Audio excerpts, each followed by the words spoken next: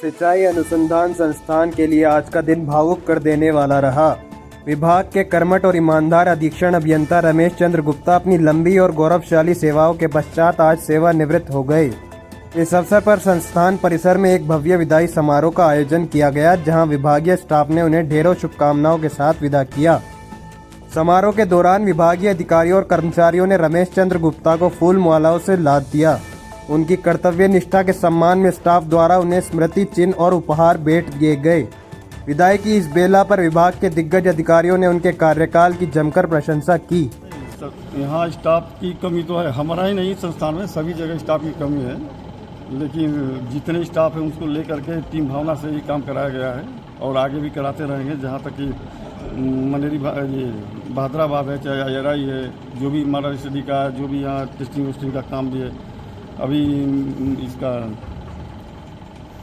NABL का भी काम हमें कराना है। तो स्टाफ की कमी है, स्टाफ की कमी पूरा होते ही हम लोग सारे काम एज पर रूटीन कर देंगे, टाइमली भी करते हैं। सारी स्टाफ की तो हर जगह कमी है। बहादुराबाद का बहुत ही रहा, इससे बेटर रहा। बहादुराबाद 7 साल 8 महीना करीब रहा, यहाँ तो 10 महीना बहुत मतलब टाइम रहा, इसलिए ज़्यादा इसका अनुभव नहीं है, लेकिन फिर भी ठीक है।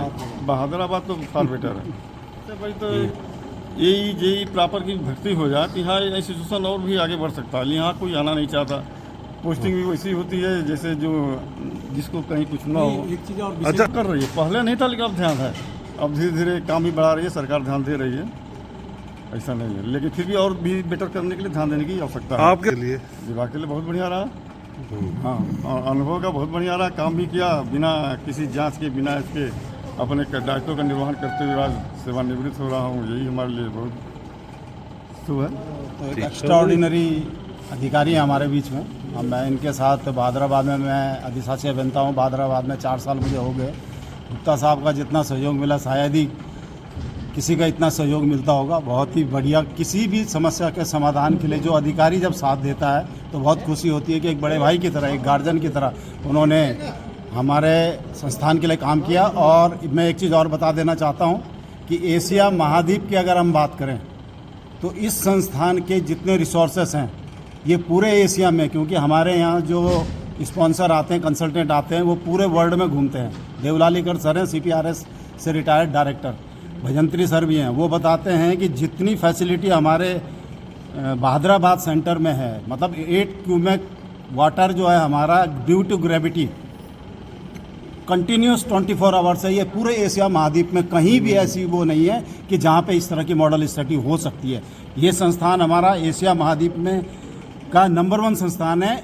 लेकिन इस संस्थान को आगे बढ़ाने के लिए जो आने वाले समय में जो नई नई टेक्नोलॉजी चल रही है, AI का ज़माना आ गया, आप देख रहे हैं, इंफ्रास्ट्रक्चर की हर चीज़ की इक्विपमेंट की ज़रूरत है, तो ये संस्थान हमारा एशिया महाद्वीप में अपना एक नाम कमा सकता है।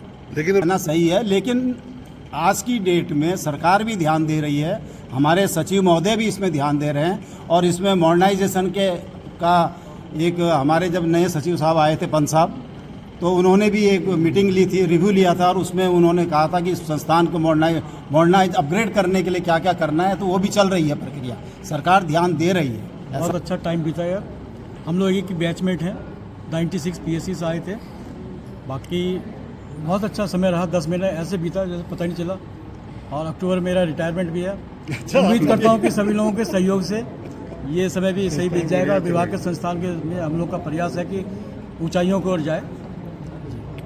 नहीं, हम लोगों ने सीख लिया और हम लोग उसी रास्ते पे चल रहे हैं, और इनके जो सीख है और उनके गाइडेंस में जो भी काम करना हम लोगों ने किया है और आगे भी करते रहेंगे। बिल्कुल नहीं, साहब की सेवाएं कभी नहीं भुलाई जा सकती हैं। और जितने भी हमारे सबऑर्डिनेट से नीचे वाले थे, सभी का सहयोग रहा, तभी टीम भावना से सबने काम किया। तो आशा करते हैं कि हमें सब सफलता मिलती रहेगी आगे।